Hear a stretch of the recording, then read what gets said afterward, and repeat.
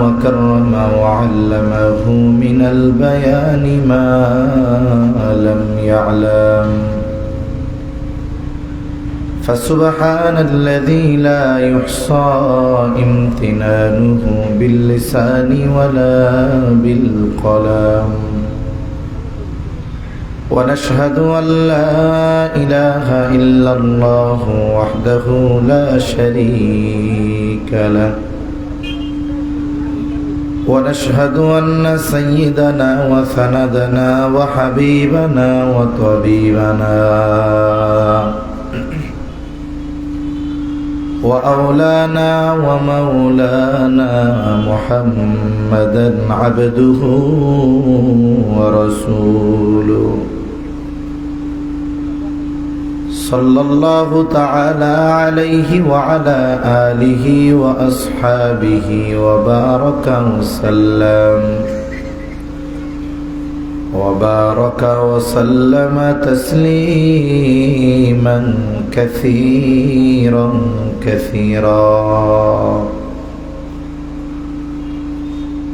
أما بعد فأعوذ بالله من الشيطان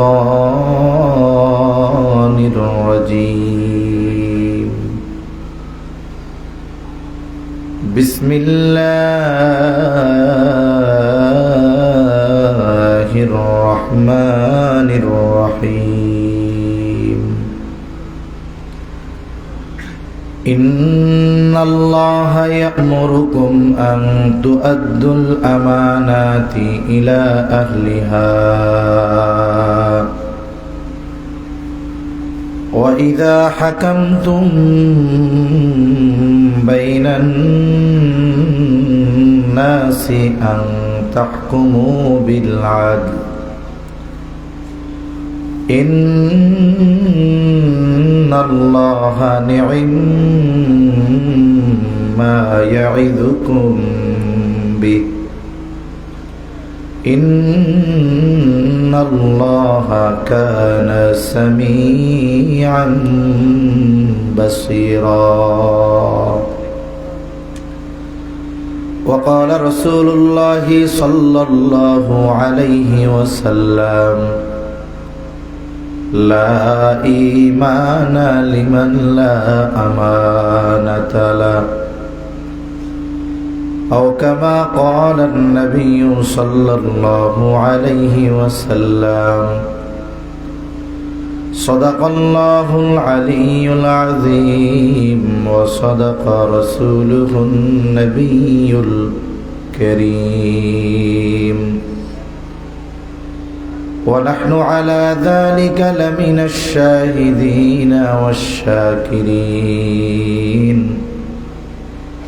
والحمد لله رب العالمين سبحانك لا علم لنا إلا ما علمتنا إنك أنت العليم الحكيم اللهم صل على محمد وعلى آل محمد كما صليت على إبراهيم وعلى آل إبراهيم إنك حميد مجيد اللهم بارك على محمد وعلى آل محمد كما باركت على إبراهيم وعلى آل إبراهيم إنك حميد مجيد আলহামদুলিল্লাহ ঐতিহ্যবাহী মৌলভীবাজার জেলার অন্তর্গত বড়লেখা থানাধীন উত্তর শাহবাজপুর হাফিজিয়া দাখিল মাদ্রাসা এর উদ্যোগে বার্ষিক ওয়াজ মাহফিলের সম্মানিত শ্রদ্ধেয় সভাপতি আমন্ত্রিত উলামায়ে কেরাম সামনে উপস্থিত মুরব্বিয়ানে কেরাম, সমবয়সী যুবক বন্ধু, স্নেহের ছোট ভাই, মাইকের আওয়াজ যত দূরে যায় নিজ নিজ স্থানে অবস্থানরতা সম্মানিতা শ্রদ্ধা মা ও বোন, আল্লাহ তাআলার দরবারে অগণিত শুকর যে মহান মালিক আমাদের হায়াতে বরকত দিয়ে সুস্থ রেখে বরকতময় এই মজলিসে আসার বসার, কিছু কথা বলবার এবং শ্রবণ করবার সুযোগ যে মহান মনিব দান করেছেন, সে মহান মনিবকে খুশি করার জন্য মোহাব্বতের সাথে অন্তর থেকে জবান খুলে কালিমাতুশ শুকর পাঠ করি আলহামদুলিল্লাহ। অগণিত দুরূদ ও সালাম সৈয়দুল আম্বিয়া, আশরাফুল আম্বিয়া, খাতামুল আম্বিয়া, ইমামুল মুরসালিন, রহমাতুল লিল আলামিন, মুহাম্মাদুর রাসূলুল্লাহ সাল্লাল্লাহু আলাইহি ওয়াসাল্লামের উপর। আমি আপনাদের খেদমতে পবিত্র কোরআনুল কারীমের প্রসিদ্ধ একটি সূরা সূরাতুন নিসার 58 নম্বর আয়াত ও রাসূল আকরাম সাল্লাল্লাহু আলাইহি ওয়াসাল্লামের অগণিত হাদিস থেকে একটি হাদিস পাঠ করেছি। আল্লাহ তাআলার কাছে তৌফিক চাই, আল্লাহ তাআলা কিছু কথা বলার তৌফিক দেন, যে কথাগুলো আমাদের সবার দুনিয়া এবং আখিরাতের জন্য কল্যাণকর হয়। সকলে জবান খুলে বলি আমিন।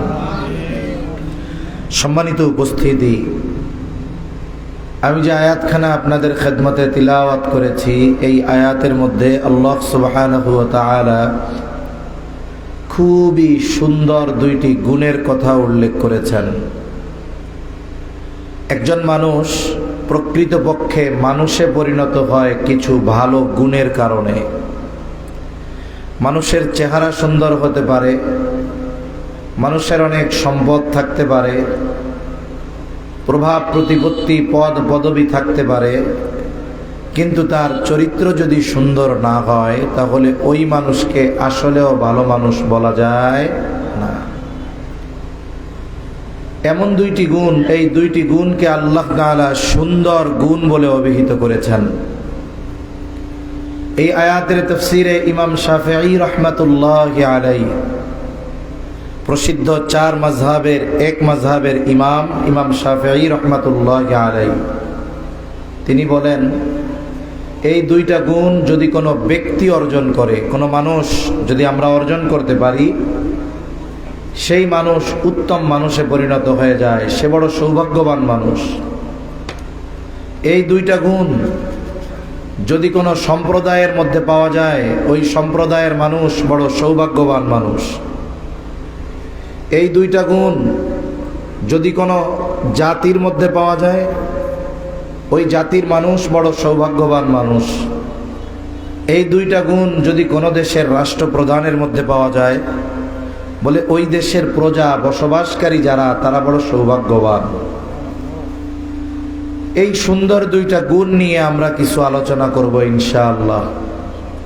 আলোচনা শুধু করলাম, এর মধ্যে যদি আমরা সীমাবদ্ধ রাখি হবে না, বরং এই দুইটি গুণ অর্জন করে আমাদেরকেও বাস্তবে সুন্দর মানুষে পরিণত হতে হবে ইনশাআল্লাহ। আল্লাহ তাআলা দুইটি গুণের কথা বলেন। আল্লাহ তাআলা বলেন, ইন্নাল্লাহা ইয়া'মুরুকুম আন তু'আদ্দুল আমানাতি ইলা আহলিহা। আল্লাহ তাআলা বলেন, নিশ্চয়ই আল্লাহ তোমাদেরকে আদেশ দিচ্ছেন। এক নম্বর আদেশ, আন তু'আদ্দুল আমানাতি ইলা আহলিহা, যে আমানত তোমরা তার হকদারের কাছে পৌঁছায়া দাও। এই আয়াতটা আলোচনায় প্রবেশ করবার আগে একটু শানে নুজুলটা জানা দরকার। আয়াত নাজিল হওয়ার কারণ, শানে নুজুলটা আমরা যদি জানি তাহলে আয়াতের মূল উদ্দেশ্যগুলো বুঝতে আমাদের সহজ হবে। রাসূল আকরাম সাল্লাল্লাহু আলাইহি ওয়াসাল্লাম হিজরতের পূর্বে মক্কি জীবনে নবীজি সাল্লাল্লাহু আলাইহি ওয়াসাল্লাম সহ মুসলমানদের অবস্থা কেমন ছিল এটা আপনাদের সবার জানা। হাজারো জুলুম, নিপীড়ন, নির্যাতন সহ্য করতে হচ্ছিল মুসলমানদের। কেউ কেউ হিজরত করে চলে গিয়েছিল হাবশায়, আবিসিনিয়ায়। কেউ কেউ হিজরত করা শুরু করে দিয়েছিল তৎকালীন ইয়াসরিব, বর্তমান মদিনা।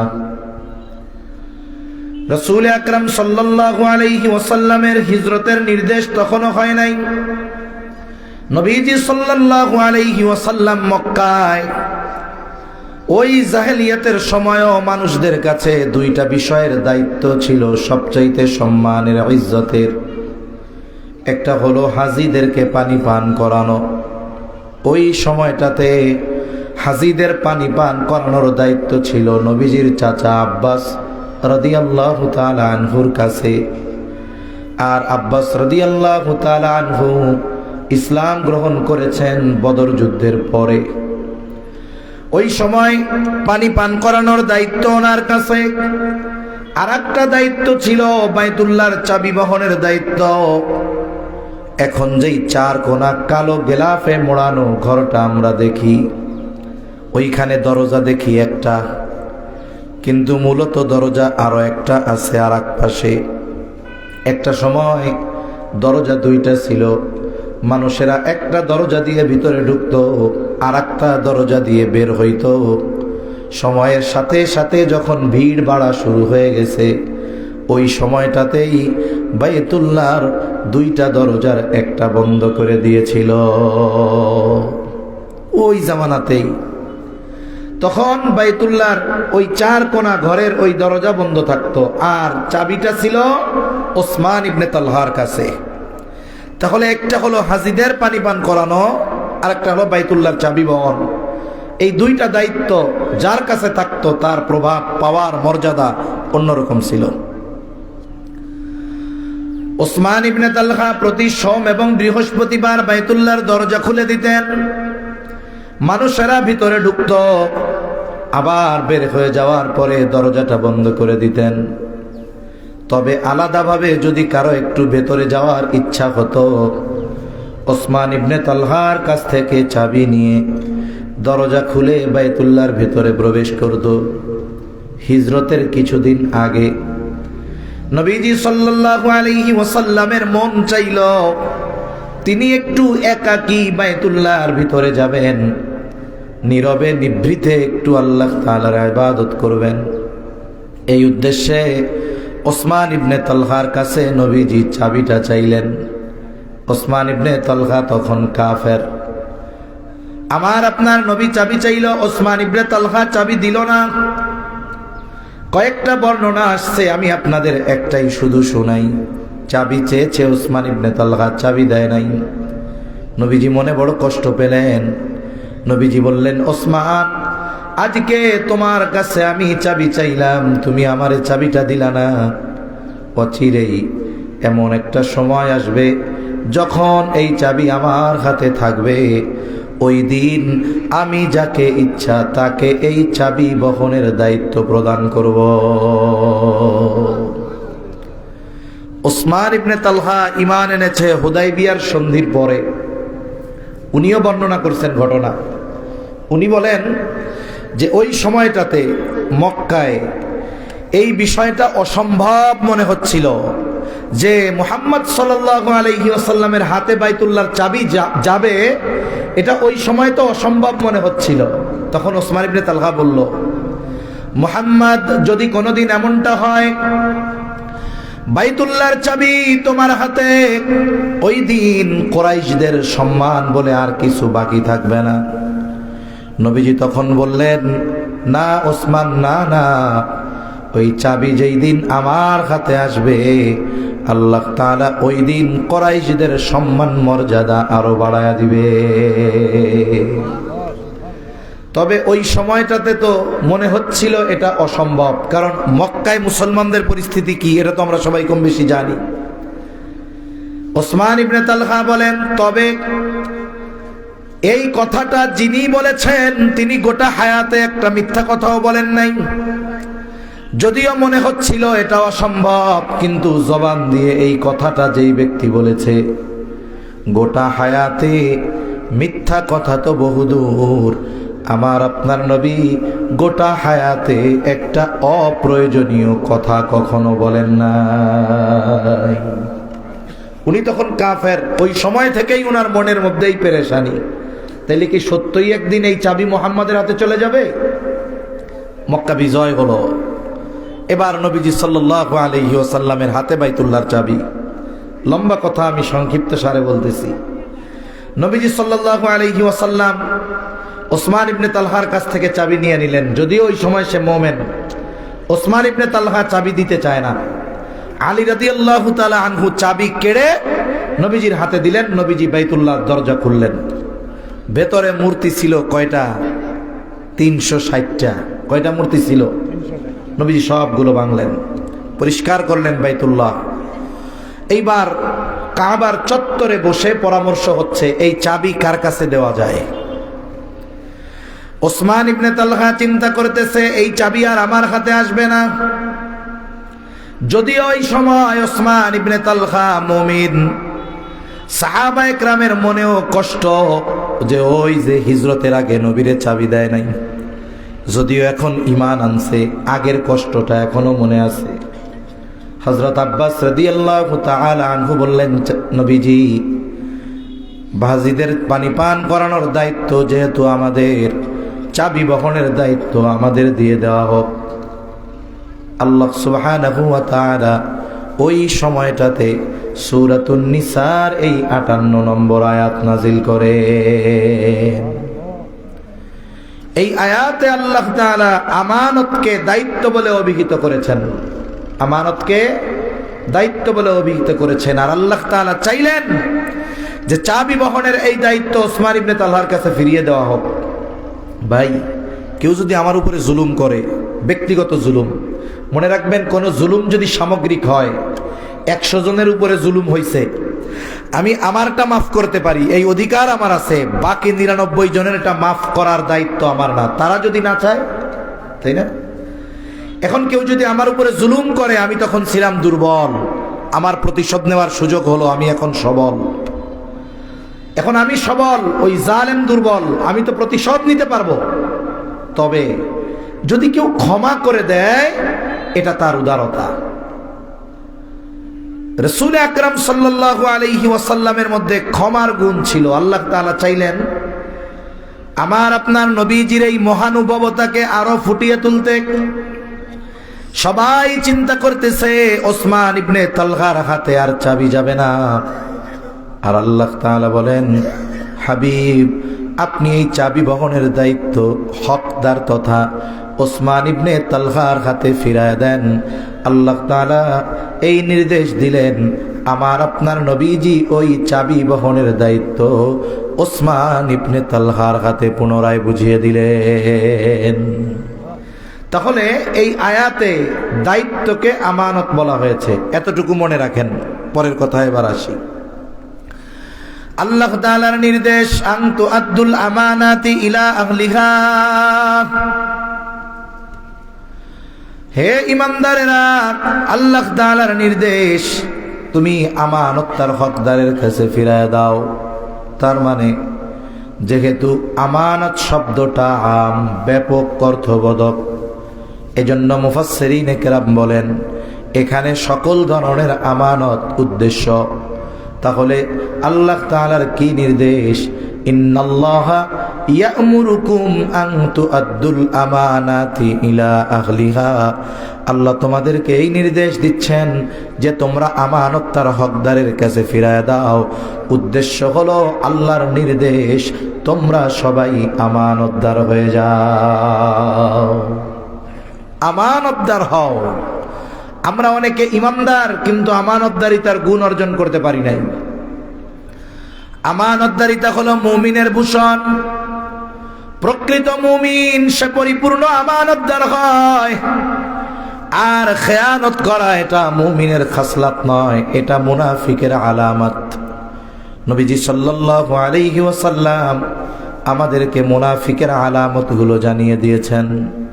আমরা অনেক সময় মনে করি আমি নামাজ পড়ি, রোজা রাখি, হজ করি, যাকাত দেই, দান সাদকা করি, কিন্তু আফসোস আমার মধ্যে যদি নেফাকি থাকে, মুনাফিকের আলামতগুলো থাকে, তাহলে হয়তো জীবনের একটা সময় এই মুনাফিকের আলামতগুলো আমার সব নেক কর্মগুলোকে ধ্বংস করে দিবে। দুধ ভালো খাবার, তাই না? দুধ ভালো খাবার। নবীজি যখন মেরাজে গেছেন, বাইতুল মুকাদ্দাসে আমার আপনার নবীকে এক গ্লাস শরাব আর এক গ্লাস মদ দেওয়া হয়েছে, দুধ দেওয়া হয়েছে। নবীজি সাল্লাল্লাহু আলাইহি ওয়াসাল্লাম দুধ পান করছেন। জিবরাইল আলাইহিস সালাম বলেন, এই তো আপনি আপনার উম্মতের ফিতরাত সহজাত অভ্যাসকে গ্রহণ করেছেন। যদি শরাব নিতেন তাহলে আপনার উম্মত গোমরা হয়ে যাইত। এই দুধ এটা জান্নাতি খাবার, জান্নাতে দুধের নহর আছে, এটা জান্নাতি খাবার। তা এখন এই দুধের মধ্যে যদি একটু গরুর প্রস্রাব দিয়ে দেওয়া হয়, যেই গরুর দুধ ওই গরুর প্রস্রাব দুধের মধ্যে দিলে দুধ নষ্ট হবে না? সন্দেহ লাগতেছে? নষ্ট হবে? দুধ পবিত্র, গরুর প্রস্রাব অপবিত্র। তার মানে দেখুন, পবিত্র জিনিস নষ্ট হয় অপবিত্র জিনিসের কারণে। আমাদের অনেক আমল কাজে লাগে না, নষ্ট হয় এই পাপাচার আর কিছু বদ অভ্যাস এগুলোর কারণে। এজন্য মুনাফিকের আলামতগুলো আমাদের মধ্যে যদি থাকে, এটা পরিষ্কার করে ফেলবো। পরিষ্কার পাত্রে দুধ রাখলে দুধ ভালো থাকবে, কিন্তু যেই পাত্র অপরিষ্কার, গন্ধ, ময়লা, এর মধ্যে ভালো জিনিস রাখলে নষ্ট হয়ে যাবে। মুনাফিকের আলামতগুলো নবীজি জানিয়ে দেন, সবার জানা, এরপরেও আমরা রিমাইন্ড করি। এই যে বারবার বলা, এটা আল্লাহ তাআলারও শান। কারণ কোরআনুল কারীমের মধ্যে অনেক বিষয় আল্লাহ তাআলা একবার নয় বারবার পুনরাবৃত্তি করেছে। ক্বালা রাসূলুল্লাহি সাল্লাল্লাহু আলাইহি ওয়াসাল্লাম, রাসূল আকরাম সাল্লাল্লাহু আলাইহি ওয়াসাল্লাম বলেন, মুনাফিকের আলামত তিনটা। ইদা হাদ্দাসা কাযাবা, মুনাফিক যখন কথা বলে মিথ্যা কথা বলে। 2 নাম্বার, ওয়া ইদা ওয়াআদা আখলাফা, ওয়াদা করলে ওয়াদা খেলাফ করে। এই যে সামনে আসতেছে ওয়াদার মৌসুম, নির্বাচনের সময় কিসের মৌসুম? ওয়াদার মৌসুম। যারাই আসবে দেখবেন আমাদেরকে শুধু এই প্রতিশ্রুতি দিবে, ওয়াদা দিবে। দোয়া করি যে যেই ওয়াদা করে সে যদি নির্বাচিত হয়, ওই ওয়াদা পূরণের তৌফিক আর ইচ্ছা আল্লাহ তারে দান করুক। শুনেন, অনেক কিছু সুযোগ থাকলেও করা যায় না যদি এরাদা, ইচ্ছা না থাকে। আল্লাহ তাআলা বান্দাকে একটা ইচ্ছা দিয়েছেন, সে যদি এই ইচ্ছাকে কাজে না লাগায়, সুযোগ থাকার পরেও সে ভালো কাজ করতে পারবে না। কথার কথা মনে করেন, আপনারা এখানে দ্বীনি মাহফিল শুনতেছেন, মাইকের আওয়াজ যাচ্ছে, হয়তো অনেকে মাইকে শুনতেছে, কিন্তু মাহফিলে বসে দ্বীনি আলোচনা শোনা আর বাহির থেকে শোনা কিন্তু এক না। অনেকে দেখা যাবে সুযোগ আছে, কিন্তু ইচ্ছা না থাকার কারণে এই জায়গায় আসতে পারে নাই। অনেকে হয়তো হবে ব্যস্ততাও ছিল কিছু, কিন্তু চিন্তা করছে যাই একটু দ্বীনি কথা শুনি, কোন কথা জীবনের পরিবর্তনে কাজে লাগে বলা যায় না। সেজন্য অনেক সময় সুযোগ থাকার পরেও ইচ্ছা না থাকলে ওই কাজ করা যায় না। এই যে ওয়াদার মৌসুম আসতেছে, দেখবেন জনসভায় শুধু ওয়াদা হবে, আপনাদের এই হবে সেই হবে, কোনো অসুবিধা নাই। কিন্তু অধিকাংশ সময় আমরা দেখি ওয়াদা দেওয়ার পরে যদি নির্বাচিত হয়, ওনার চেহারাও আর দেখা যায় না। অথচ নবীজি বলেন, ওয়াদা খেলাফ করা এটা মুনাফিকের আলামত। ওয়া ইদা ওয়াদা আখলাফা, মুনাফিক ওয়াদা করলে ওয়াদা খেলাফ করে। ইদা তুমিনা খানা, আমানতের খেয়ানত করে। আর এক বর্ণনায় আরেকটা বাড়িয়ে এসেছে, ওয়া ইদা তাখাসামা ফাজারা, মুনাফিকের যদি কারো সাথে একটু ঝগড়া হয়, তর্ক বিতর্ক হয়, মুনাফিক অশ্লীল মন্দ বকাঝকা করে। এগুলো মুনাফিকের আলামত। তাহলে মুনাফিকের আলামত গুলার মধ্যে অন্যতম আলামত ইদা তুমিনা খানা, আমানতের খেয়ানত করা। তাহলে বলেন, আমি ইমানদার দাবি করি, কিন্তু আমার মধ্যে যদি খেয়ানতের স্বভাব থাকে, আমি কি পরিপূর্ণ মুমিন হতে পারলাম? আমি যতই বলি আমি ইমানদার, কিন্তু খেয়ানতের অভ্যাস আমার মধ্যে যদি থাকে, আমি তো প্রকৃত মুমিন হতে পারি নাই। এই জন্য কিছু গুণ আছে যেগুলো শুধু একটু ভালো গুণ এমন নয়, বরং কিছু গুণ আছে যেগুলো ঈমানের সাথে সম্পৃক্ত। নবীজি সাল্লাল্লাহু আলাইহি ওয়াসাল্লাম এই আমানতদারিতার গুণের ব্যাপারে বলেন, লা ঈমানা লিমান লা আমানাতা লা। নবীজি বলেন, যার মধ্যে আমানতদারিতা নাই তার ঈমান নাই। এখন আমি দাবি করতেছি আমি ইমানদার, কিন্তু আমার মধ্যে আমানতদারিতা নাই। এখন বলেন তো, নবীজির ভাষায় আমি কি প্রকৃত মুমিন আছি? তাহলে আমাদের প্রকৃত মুমিন হওয়ার দরকার না? সবার দরকার, সবার প্রকৃত মুমিন হওয়া দরকার। এই প্রকৃত মুমিন হওয়ার জন্য যেই গুণগুলো দরকার এর মধ্যে অন্যতম হলো এই আমানতদারিতা। অথচ আফসোস, আমরা মুসলমানেরা আমাদের আমানতদারিতার ব্যাপারে স্বচ্ছ ধারণা না থাকার কারণে অনেক মুসলমান নামাজি নিজের অজান্তে খেয়ানত করে বসে, টেরও পায় না যে আমার দ্বারা খেয়ানত হইতেছে। এখন আসুন, কোন কোন ক্ষেত্রে আমাদেরকে আমানতদারিতা অর্জন করতে হবে, কোন কোন ক্ষেত্রে আমানতদারিতা অর্জন করতে হবে। 1 নাম্বার, লেনদেন আদান প্রদানের মধ্যে আমানতদারিতা অর্জন করতে হবে। লেনদেন বোঝেন তো, যত ধরনের লেনদেন আছে। অনেক সময় কেউ আমার কাছে সম্পদ আমানত রাখে, অনেক সময় কেউ আমাকে ঋণ দেয়, ধার নেই আর কি, কর্জ। অনেক সময় কেউ আমার কাছে জমা রাখে, অনেক সময় অনেকের সম্পদ আমার কাছে থাকে, সেটা টাকা পয়সা হতে পারে, জমি জাতি হতে পারে। এক কথায় আমানত হোক, জামানত হোক, অথবা ঋণ হোক, অথবা দোকানের বাকি হোক, আমি সর্বক্ষেত্রে মুআমালাত, এই আদান প্রদান লেনদেনের ক্ষেত্রে আমানতদার হব। তার মানে কোনো মানুষের হক যেন আমার কাছে না থাকে। কারো আমানত মেরে খাবো না, কারো সম্পদ মেরে খাবো না, বন্ধের জমি মেরে খাবো না, আমার পাশের জমিওয়ালার জমি সিস্টেমে আমার মধ্যে নিয়ে নিব না। এই ধরনের বিষয়গুলোর ক্ষেত্রে আমি স্বচ্ছ হব। কেন? কারণ লেনদেন, মুআমালাত, মুআশারাত এগুলো মানুষের হকের সাথে সম্পৃক্ত। আমি যদি একজনের আমানত খেয়ে ফেলি, তার মানে কি সম্পদটাই শুধু খাইলাম তা না, বরং ওই মালিকের হক নষ্ট করলাম। আর বান্দার হক এত জটিল, আল্লাহ মাফ করবে না যতক্ষণ না ওই বান্দা না মাফ করবে। এজন্য সাবধান, আমরা সর্বক্ষেত্রে লেনদেনের মধ্যে আমানতদার হব। বান্দার হক লেনদেনের সাথে সম্পৃক্ত, আর বান্দার হক বড় জটিল হক। আমার আপনার নবীজি দুনিয়া থেকে বিদায় নেওয়ার কয়েকদিন আগে, তখন নবীজি অসুস্থ সাল্লাল্লাহু আলাইহি ওয়াসাল্লাম মসজিদে নববীর মধ্যে সাহাবায়ে কেরামকে ডাকলেন।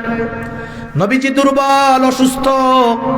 ওই অসুস্থতা নিয়ে সাহাবায়ে কেরামকে বেশ কিছু নসিহত তিনি করলেন।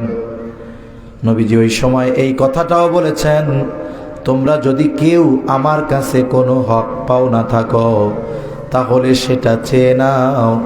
আমি চাই না কেউ আমার কাছে কোনো হক পাওনা থাকবে আর এই অবস্থায় আমি আল্লাহ তাআলার সাক্ষাতে যাব। এটা আমি পছন্দ করি না। অথচ আমার আপনার নবীজির আগে পরের সব আল্লাহ মাফ করে দিয়েছেন। আমার আপনার নবীজি মাসুম, রহমাতুল লিল আলামিন হিসাবে যাকে আল্লাহ ঘোষণা করেছেন। এই রহমাতুল লিল আলামিন মানুষের হকের ব্যাপারে কত চিন্তিত। আর আমরা তো এখন লক্ষ লক্ষ কোটি টাকা মানুষের এটা মেরে খেয়ে ফেলি, কোনো টেনশন নাই। ঠিক কিনা বলেন? আল্লাহ আমাদেরকে পরিপূর্ণ আমানতদার, লেনদেনের ক্ষেত্রে আমানতদার হওয়ার তৌফিক দান করেন বলি আমিন। আপনাদের অঞ্চলে আছে কিনা আমি জানি না, অনেক অঞ্চলে এমন আছে বিশাল জানাজা, বড় নেতার জানাজা, মানুষের হাজার হাজার কোটি টাকা মেরে খেয়ে ফেলছে। অনেক মানুষ আসছে জানাজায়, মানুষদের কাছ থেকে এই ব্যক্তির ব্যাপারে সাক্ষ্য নেয়। জানাজার পরে বলে, লোকটা কেমন ছিল? সবাই কয় ভালো। লোকটা কেমন ছিল? সবাই বলে ভালো। লোকটা কেমন ছিল? জোরে কয় সবাই ভালো। এবার ওরা চিন্তা করে, তাইলে আল্লাহ দুনিয়ার সব মাফ করে দিছে যে সবাই ভালো কইছে। বলেন তো, সারা পৃথিবীর মানুষ যদি বলে ভালো, কিন্তু একটা মানুষ যদি তার কাছে হক পাও না থাকে, বলে খারাপ হওয়ার জন্য, জাহান্নামে যাওয়ার জন্য এটাই যথেষ্ট। এজন্য দুনিয়া থেকে যাওয়ার সময় আমল কম থাক যা থাক, আল্লাহর হক যদি নষ্ট হয়েও যায়, শয়তানের ধোকায় ঈমান যদি থাকে, আল্লাহ চাইলে মাফ করে দিবে।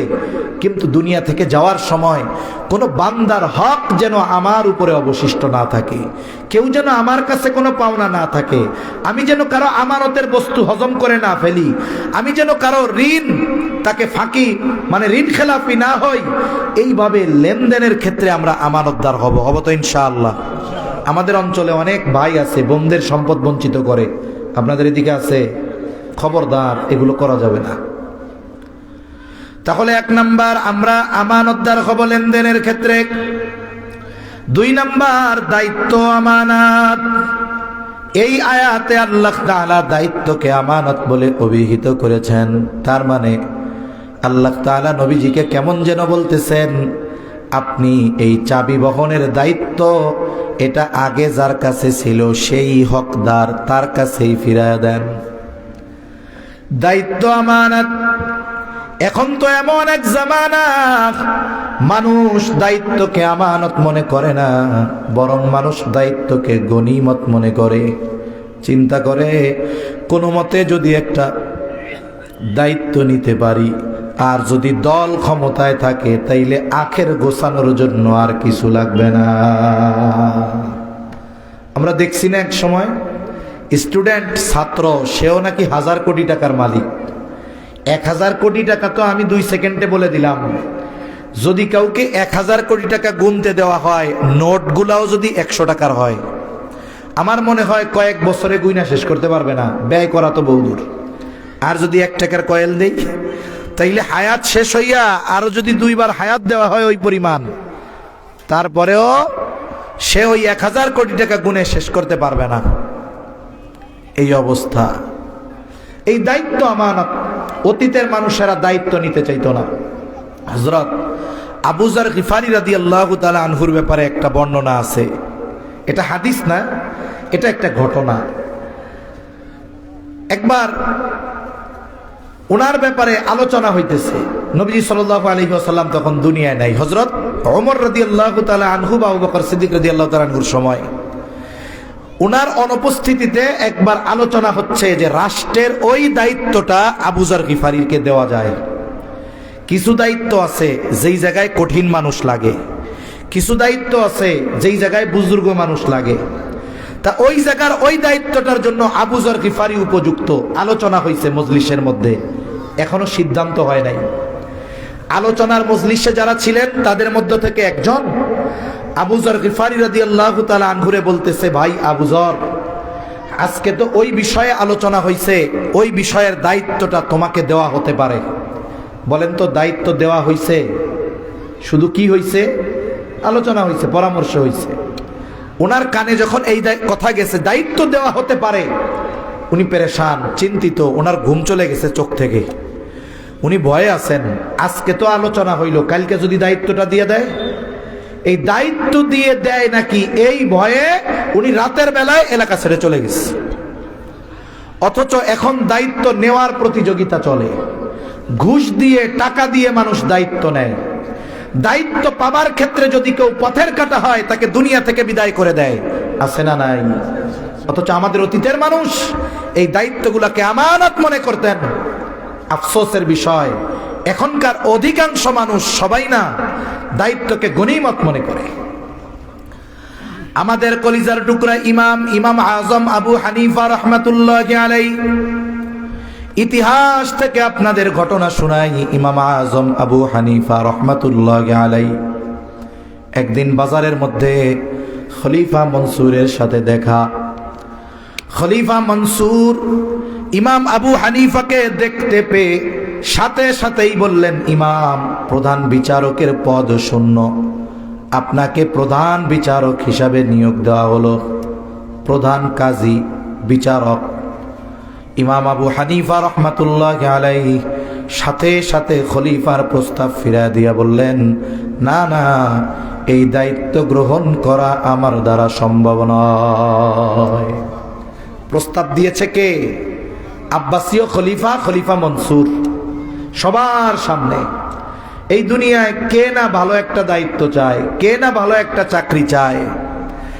সরাসরি নিয়োগ দেওয়া হলো ইমাম আবু হানিফাকে। ইমাম আবু হানিফা সবার উপস্থিতিতে মুখের উপর প্রস্তাব ফিরাইয়া দিছে।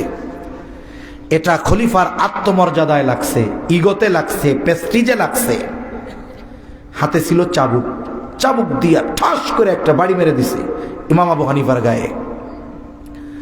স্বাভাবিকভাবে যুগে যুগে সব সময় দাড়ি টুপিওয়ালারা দুর্বল, এদের উপরে শাসকরা জুলুম করতেই থাকে।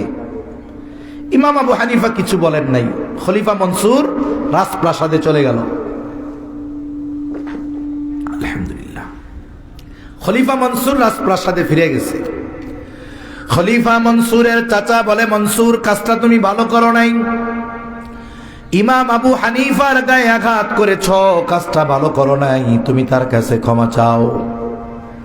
বাড়ি যখন মারছিল তখন ছিল রাগ, এখন তো রাগ নাই। কারণ মানুষ যখন রাগান্বিত হয়ে যায় অনেক কিছু করে ফেলে, যখন রাগ চলে যায় ওই কাজের জন্য সে লজ্জিত হয়ে যায়। আমাদের দেশে অনেক সময় মাদ্রাসার ফতোয়া বিভাগগুলোয় অনেকে ফতোয়ার জন্য যায়। কি হয়েছে? কয় হুজুর, কাজ তো সারা, ওয়াইফের 14 গোষ্ঠী ধরে তালাক দিয়ে দিছে। ঘটনা কি? তুচ্ছ আর ছোট্ট একটা ঘটনাকে কেন্দ্র করে দেখা যায় স্বামী স্ত্রীকে তালাক দিয়ে দেয় রাগের মাথায়। রাগের মাথায় যখন রাগ চলে যায় তখন আফসোস করে আর কান্না করে, আরে করলাম রাখি। এজন্য জীবনের একটা মূল নীতি আমরা রাখবো, রাগান্বিত অবস্থায় কখনো সিদ্ধান্ত নিব না। প্রতিটি সিদ্ধান্ত ঠান্ডা মাথায় নিতে হয়। কারণ মানুষ যখন রাগান্বিত হয়, বিশেষ করে জাগতিক কারণে, অধিকাংশ সিদ্ধান্ত ওই সময় ভুল হয়।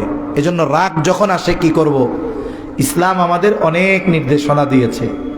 রাগ উঠছে, আপনি যদি দাঁড়ানো থাকেন তাহলে বইসা পড়েন, বসা আছেন আপনি শুয়ে পড়েন, যার সাথে রাগারাগি হয়েছে তার সামনে থেকে চলে যান। হাদিসের মধ্যে আরো আসছে ওযু করে নামাজে দাঁড়ায় যান।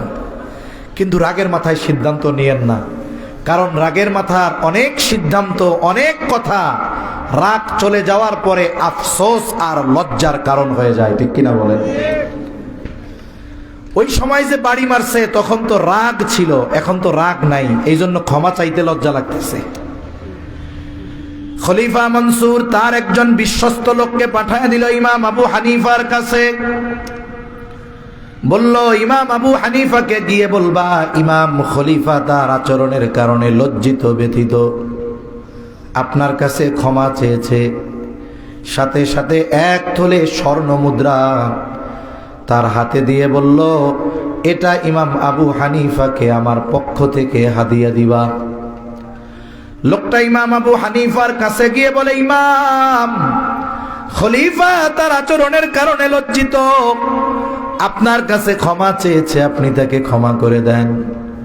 ইমাম আবু হানিফা নববী গুণে গুণান্বিত মানুষ, বললেন, হ্যাঁ আমি তারে মাফ করে দিলাম। এইবার ওই লোকটা বড় চালাক, জানে যদি সরাসরি হাদিয়া দিতে যাই ইমাম আবু হানিফা হয়তো নিবে না। এবার বলে, ইমাম, আপনি যে খলিফাকে ক্ষমা করলেন, খলিফা তখনই নিশ্চিত হবে যখন আপনি খলিফার দেওয়া এই 1 তোলে স্বর্ণ মুদ্রা হাদিয়া হিসাবে গ্রহণ করবে। খলিফা কেমনে বিশ্বাস করবে যে আপনি তারে মাফ করছেন? এই জন্য খলিফার দেওয়া হাদিয়া এটা নেন। ইমাম আবু হানিফা বলে, না লাগবে না, ফেরত নিয়ে যাও। লোকটা বলে, আরে রাখেন, অসুবিধা নাই। পিড়াপিড়ি জোরাজুরি করতেছে। ইমাম আবু হানিফা এক সময় বললেন, তোমার খলিফা যে আমারে হাদিয়া দিল, এই সম্পদ সে পেল কোথায়? এটা কি তার নিজের সম্পদ? বলেন তো, কেউ যদি আর একজনের সম্পদ চুরি কইরা আর একজনরে সোয়াবের আশায় হাদিয়া দেয়, এটা কি সোয়াব হবে না গুনাহ হবে? কেউ যদি চুরি কইরা চিন্তা করে যে আমি এটা দিয়ে মসজিদ বানায় দিব, সোয়াব হবে না গুনাহ হবে? এখন কেউ যদি জানে, মসজিদ কমিটি যদি জানে যে আমার মসজিদে উনি 10 লাখ টাকা দিচ্ছে, কোথার থেকে কেউ 1 কোটি টাকা চুরি করে আনছিল, 10 লাখ মসজিদে দিচ্ছে, এই টাকা নেওয়া জায়েজ আছে? কেউ যদি আমারে হাদিয়া দিতে চায়, আমি যদি জানি এই টাকা চুরি করে এনে আমারে হাদিয়া দিচ্ছে, তখন ওই সুন্নাতের কথা বলা যাবে যে হাদিয়া নেওয়া সুন্নাতের লিগে নিছি? নেওয়া যাবে না। ইমাম আবু হানিফা বলতেছে, তোমার খলিফা এত সম্পদ পাইল কোথায়? এটা কি তার ব্যক্তিগত সম্পদ? বলে না। তাহলে আমাকে কোথার থেকে হাদিয়া দিচ্ছে? বলে এটা রাষ্ট্রীয় কোষাগার থেকে। বলুন তো, রাষ্ট্রের যেই ধনভাণ্ডার, এটার মালিক মানুষ নাকি খলিফা? জনগণ। জনগণ। আমাদের দেশের যেই সম্পদ, এটার মালিক প্রধান উপদেষ্টা নয়, প্রেসিডেন্ট নয়, কোনো প্রধানমন্ত্রী নয়, এই সম্পদের সব মালিক হলো জনগণ। উপরন্তু যারা দায়িত্ব নেয় এরা ট্যাক্স ফাঁকি দেয়, ঋণ খেলাপি করে। এই যে এমপিরা এক একজন গাড়ি আনে, ট্যাক্স মুক্ত গাড়ি, তা যে টাকাটা দিয়ে আনে এই টাকাটা পাবলিকের, এগুলো আমাদের টাকা। ইমাম আবু হানিফা বললেন না, এটা ফিরায় নিয়ে যাও। লোকটা বলে আপনি রাখেন, নিজের জন্য ব্যয় না করেন, আপনি অন্যদের সাদকা করে দিয়েন। ইমাম আবু হানিফা ধমকের সুরে বললেন, এটা তুমি ফিরিয়ে নিয়ে যাও, সাথে সাথে তোমার খলিফাকে বলবা রাষ্ট্রের সম্পদ তার ব্যক্তিগত সম্পদ নয়, বরং এই দায়িত্ব পালনে তাকে যেই অনারিয়াম দেওয়া হয়, যেই ভাতা দেওয়া হয়, যেই সম্মানী দেওয়া হয়, এই সম্মানীর বাইরে একটা টাকা ব্যক্তিগত কাজে ব্যয় করার অনুমতি ইসলাম তাকে দেয় নাই, বরং এই দায়িত্ব তার কাছে আমানত, এই সম্পদ হেফাজত করা এটাও আমানত। লোকটা চলে গেছে। কিছু লোক আছে দেখবেন অল্প কথারে মিথ্যার প্রলেপ দিয়ে এত সাজায়া কইতে পারে যে মূল কথাটা কি ওইটা আর খুঁজে পাওয়া যায় না। এই কথাটাকে ওই ব্যক্তি খলিফার কাছে গিয়ে মিথ্যা দিয়ে সাজায়া খলিফারে রাগান্বিত বানায় দিছে। এইবার খলিফা প্রচন্ড রাগ, আদেশ করলেন, কত বড় স্পর্ধা, আমারে খেয়ানতকারী কয়, আটক করো, জেলখানার মধ্যে ভরো। খলিফার আদেশ, ইমাম আবু হানিফাকে আটক করে জেলখানার মধ্যে ভরা হলো। ঐতিহাসিকেরা বলে প্রতিদিন ইমাম আবু হানিফাকে চাবুক দিয়ে আঘাত করা হতো আর বলা হতো, তুমি যদি প্রধান বিচারকের দায়িত্ব গ্রহণ করো ছেড়ে দেওয়া হবে। ইমাম আবু হানিফা চাবুকের আঘাতে জর্জরিত, তবুও তিনি প্রধান বিচারকের দায়িত্ব গ্রহণ করেন না। পিটাইয়া প্রধান বিচারক বানানো যাচ্ছে না। আর আমাদের দেশে অনেকে 15 লাখ টাকা দিয়া আর্মির চাকরি নেয়, আছে না নাই? ও দেশ সেবা করবে ছাই, 15 লাখ দিয়ে পুলিশের চাকরি নিচ্ছে, তাইলে রাস্তায় দাঁড়াইয়া ঘুষ খাবে না? তাহাজ্জুদের নামাজ আদায় করবে? হ্যাঁ, ও তো জায়েজ মনে করে খাবে যে 15 লাখ দিয়ে চাকরি নিছি, এটা তো উঠাইতেই হবে, সাথে এর সাথে দ্বিগুণ কমপক্ষে আমারে উঠানো লাগবে। মানুষ টাকা দিয়ে দায়িত্ব কিনে, ঘুষ দিয়ে দায়িত্ব নেয়। ইমাম আবু হানিফারে পিটাইয়া দায়িত্ব দেওয়া যাচ্ছে না। ঐতিহাসিকদের দুইটা মত। একটা হলো যখন উনি ওনার অবস্থার উপরে অনড়, দায়িত্ব নিবেনই না, ওনাকে খাবারের সাথে বিষ প্রয়োগ করে হত্যা করা হলো। আর এক বর্ণনা, উনি যখন জালেমের জুলুমে সর্বোচ্চ অসুস্থ হয়ে গেলেন, ওনাকে বাড়িতে পাঠিয়ে দেওয়া হলো, তবে ওনারে গৃহবন্দী করে ফেলা হলো। ছাত্ররা জিজ্ঞাসা করে, ওস্তাদ, যেই দায়িত্ব নেবার ব্যাপারে আপনার উপরে এত জুলুম আর এত অত্যাচার, সেই দায়িত্ব পালনে যত যোগ্যতা আছে সব আল্লাহ আপনাকে দিয়েছে, আপনি জুলুম সহ্য করলেন, তবুও আপনি দায়িত্ব কেন নিলেন না? দায়িত্বটা গ্রহণ করলে তো আর এত জুলুম আপনার উপরে হতো না। ইমাম আবু হানিফা তখন বলেন, শোনো, যেই দায়িত্ব আমি নেই নাই, ওই দায়িত্বের ব্যাপারে কিয়ামতে আল্লাহ আমাকে জিজ্ঞাসা করবে না। কারণ নবীজি বলেন, কুল্লুকুম রাঈনা ওয়া কুল্লুকুম মাসউলুনা আন রাইয়াতিহি। নবীজি বলেন, তোমরা প্রত্যেকেই দায়িত্বশীল, প্রত্যেককে তার দায়িত্বের ব্যাপারে জিজ্ঞাসা করা হবে। তার মানে আমি আপনি দুনিয়ায় যেই দায়িত্ব পালন করি, এই দায়িত্বের ব্যাপারে আল্লাহ তাআলার দরবারে জবাবদিহিতার কাঠগড়ায় দাঁড়ানো লাগবে। ইমাম আবু হানিফা ওই কথাই বলেন, আমি যেই দায়িত্ব নেই নাই, ওই দায়িত্বের ব্যাপারে আল্লাহ তাআলার কাছে জিজ্ঞাসিত হতে হবে না, কিন্তু দায়িত্ব নেবার পর আমার দ্বারা অথবা আমার অধীনস্থ কারো দ্বারা যদি দায়িত্বের ত্রুটি বিচ্যুতি হয়, কিয়ামতের দিন আল্লাহর সামনে জবাবদিহিতার কাঠগড়ায় দাঁড়ানো লাগবে। এই যে দায়িত্ব নেওয়ার পর জবাবদিহিতা, এটা যদি না থাকে তাইলে কি হয়? আঙ্গুল ফুলা কলা গাছ হয়, মেম্বার 1000 কোটি টাকার মালিক হয়।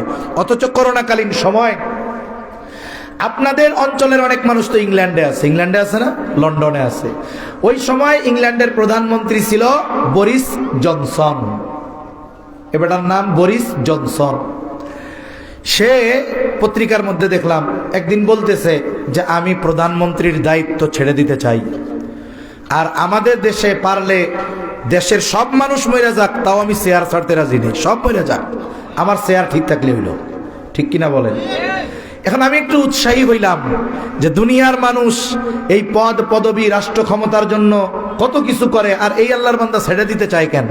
তা খবরের ভেতরে লেখা, উনি বলতেছে যে আমি একজন ব্যবসায়ী মানুষ, রাজনীতি আমার পেশা না।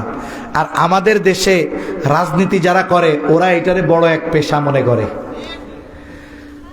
তা আমি প্রধানমন্ত্রী হিসাবে যেই অনারিয়াম আমাকে দেওয়া হয়, একটা ভাতা আছে সম্মানী, এটা দিয়ে আমার ফ্যামিলি চলে না। প্রধানমন্ত্রীর দায়িত্ব পালন করতে গিয়ে আমি ব্যবসায় মনোযোগ দিতে পারতেছি না, এজন্য আমার খরচ চলে না ঠিকমতো। প্রধানমন্ত্রীর দায়িত্ব ছেড়ে আমি আমার ব্যবসায় মনোনিবেশ করতে চাই। আমি ওই সময় আমার মনের মধ্যে এই কথাটা আসছে, তুমি ইংল্যান্ডে জন্ম নিছো, তোমার কপালটা হইল পোড়া। তোমরা আমাদের দেশ 200 বছর শাসন করছো, 200 বছর শাসন কইরা এ দেশের সব নিছো। যাই হোক, যা নিছো তো নিছই। আমাদের সিলেটি কিছু বাইরে আমরা ইংল্যান্ডে পাঠাইছি, ওরা তোমাকে দেশ থেকে কিছু এখন পাঠাইতেছে, ঠিক না? কিন্তু যা নিছে 100 বছর ধরে ওই দেশ থেকে আনা সম্ভব নয়, এত পরিমাণ ইংল্যান্ড নিছে। তা আমি মনে মনে বলতেছি যে তোমার কপালটা পোড়া, তুমি ওই দেশে প্রধানমন্ত্রী হইয়া দায়িত্ব ছেড়ে দিতে চাও, সংসার চলে না ঠিকমতো, এই জন্য তুমি কোনো মতে বাংলাদেশে আসো। ওই সময় ওই পতিত সরকার ক্ষমতায় ছিল আর কি।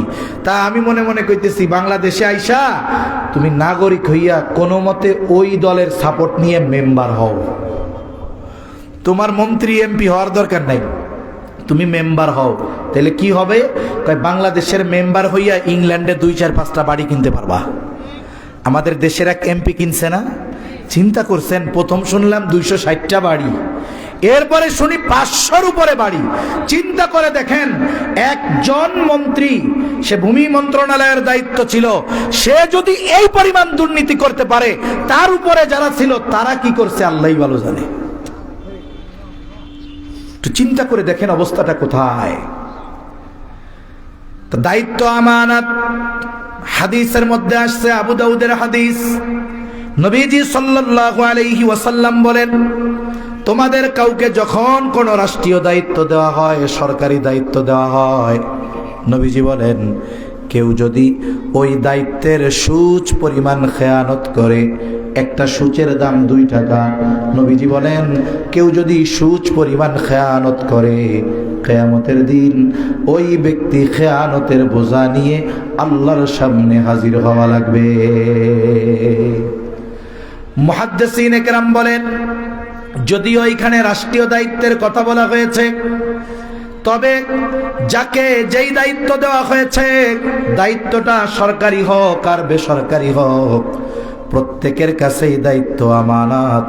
কেউ যদি ওই দায়িত্বের খেয়ানত করে, অবশ্যই অবশ্যই দুনিয়ার আইন আদালতের চোখ হয়তো ফাঁকি দিতে পারবে, কিন্তু এই খেয়ানতের হিসাব কিয়ামতে যার সামনে দেওয়া লাগবে তিনি কে? এজন্য ছোট বড় সব দায়িত্ব আমানত। আপনি ঘরের অভিভাবক, এই যে অধীনস্থদের দায়িত্ব, এটাও আমানত। ছোট্ট ব্যবসা করেন, চাকরি করেন, এটা আমানত। এজন্য সর্বক্ষেত্রে দায়িত্বের ক্ষেত্রে আমরা আমানতদার হব কোন ইনশাআল্লাহ। বলেন তো, আমাদের দেশের রাষ্ট্র পরিচালনায় যারা আছেন, এনারা যদি দায়িত্বরে আমানত মনে করতেন, এই দেশ ছোট্ট একটা ভূখণ্ড, ঘনবসতিপূর্ণ দেশ।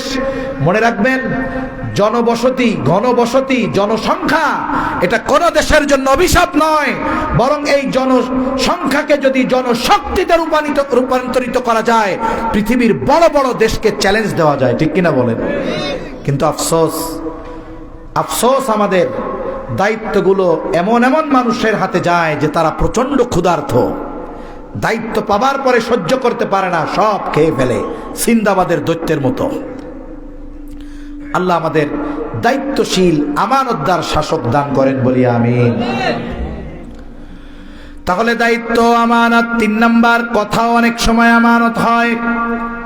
নবীজি সাল্লাল্লাহু আলাইহি ওয়াসাল্লাম বলেন, ইযা হাদ্দাসার রাজুলু থুম্মা ইলতাফাতা ফাহিয়া আমানাতুন। নবীজি সাল্লাল্লাহু আলাইহি ওয়াসাল্লাম বলেন, যখন কেউ কথা বলে আর এদিকে সেদিকে তাকায়, ফাহিয়া আমানাতুন, ওই কথাটাও আমানত হয়ে যায়। যখন কেউ কোনো কথা আমার আপনার কাছে বলে, কথা বলার সময় ডাইনে তাকায়, বামে তাকায়, সামনে তাকায়, এইরকম তাকায় যদি, আমরা কি বুঝি? এখন যেই কথাটা আমাকে বলতেছে সে চায় না যে এই কথাটা আমি ব্যতীত অন্য কেউ শুনুক বা জানুক। কিন্তু আমাদের অভ্যাস অন্যরকম। কোনো ব্যক্তি যদি কোনো কথা আমার কাছে বলার পরে বলে, ভাই হুজুর আপনার কাছেই কইলাম হুজুর, আপনি আর কারো কাছে কইয়েন না, কাজ শেষ। এখন আমার পেটের মধ্যে খাবার যেমন বদহজম হইলে পুটপুট করে, তাই না? পেটের মধ্যে ডাকে না, গ্যাস হয়। আমারও অবস্থা ওই কথা যতক্ষণ আর একজনের কাছে না বলি ততক্ষণ আমার আর ভাল লাগে না। এটা আমাদের সবার অভ্যাস, অধিকাংশ মানুষের অভ্যাস। শুনুন, স্বাভাবিকভাবে কোন কথা গোপন করব, কোন কথা গোপন করা যাবে না। যদি এমন কোনো কথা হয় যাতে মানুষের জানমালের ক্ষতি হবে, রাষ্ট্রের ক্ষতি হবে, ইসলামের ক্ষতি হবে, এই রকম কথা গোপন রাখা যাবে না, এটা বলে দিতে হবে। যদি এমন কোনো কথা হয় যেই কথার সাথে ওই ব্যক্তির সম্মান, ওই ব্যক্তির ইজ্জত সম্পৃক্ত আছে, মানুষ জানলে সে লজ্জা পাবে, মানুষের কাছে ছোট হবে, মানুষ তাকে লজ্জা দিবে, এই ধরনের কথাগুলো গোপন রাখবো আমরা। এই ধরনের দোষ ত্রুটিগুলো গোপন রাখবো। আল্লাহর নবী বলেন, যখন কোনো মুমিন অপর মুমিনের দোষ ত্রুটি গোপন করে, আল্লাহ রাব্বুল আলামিন দুনিয়া আখিরাতে ওই মুমিনের দোষ ত্রুটি গোপন করবেন। অনেক সময় আছে না, অনেক মানুষ আগে খারাপ ছিল, তার অনেক খারাপই ছিল, এখন আল্লাহর কাছে তাওবা করছে, ভালো হয়ে গেছে। আমরা অনেক সময় কি করি, এই ভালো মানুষটাকে লজ্জা দেওয়ার জন্য তার অতীতের ওই দোষ ত্রুটির কথা মানুষের সামনে বলে বেড়াই। বলি কি বলি না? বলি এখন হাজি সাহেব হইছে, কয়দিন আগেও এটা করছে, বলে কি বলে না? এখন আমি তাকে লজ্জা দেওয়ার জন্য দোষ ত্রুটি বললাম। নবীজি বলেন, যে ব্যক্তি এই ধরনের কাজ করবে, ও যদি ঘরের কোনায়ও লুকায়া থাকে, আল্লাহ তাআলা ওই জায়গায়ও ওকে অপমান করে ছাড়বে। এজন্য সাবধান, আমরা আমার একজন মুমিন ভাইয়ের সম্মান, ইজ্জত, এই বিষয়গুলোকে গুরুত্ব দিব ইনশাআল্লাহ। এখন আমাদের অভ্যাস কি? আমারে বলছে আর কারো কাছে বললেন না, আমি কি করি, ওই লোকটা আমার চোখের আড়াল হওয়ার আগে আর একজনে ডাক দিয়ে কই, এদিকে আসো, উনি আমার কাছে কি বলছে জানো? কাউরে বলতে মানা করছে, আমি খালি তোমারে কইলাম, তুমি কিন্তু কেউরে কইও না। কাম শেষ। ও এখন আর একজনের কাছে বলে, হুজুরে কিতা কইছে জানো নি? আপনার আর বাসাত হইয়ারি নাকি? হুজুরে কি কইছে জানো? কি কইছে? হুজুরে কি মিথ্যা কথা কয়? না না, হুজুরে সত্য কথা বলে। বলে অমুকের ব্যাপারে আমার এইটা বলছে, কারো কাছে কইতে মানা করছে। বন্ধু, আমি তোমাকে বললাম, তুমি কিন্তু কাউকে বলো না। এইভাবে একজন আর একজনরে বলে, শুধু কি বলে, তোমারে বললাম, তুমি কাউরে বলো না।